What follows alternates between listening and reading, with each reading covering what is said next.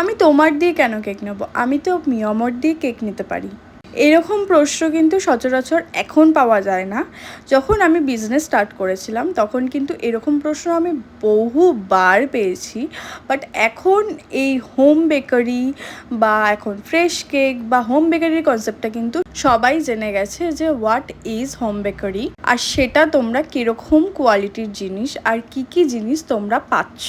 এখন কিন্তু আর সেরকম কেউ আমাদের সাথে কোনো ব্র্যান্ডের তুলনা করে না, কারণ দে নোজ যে আমরা কি কি জিনিস ইউজ করি।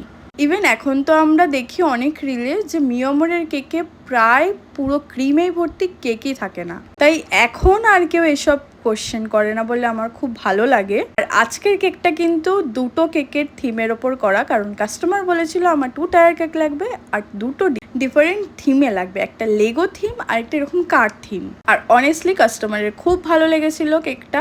তোমরা জানাবে তোমাদের কেকটা কেমন লাগলো। তো চলো দেখা হচ্ছে অন্য কোনো ভিডিওতে। টাটা।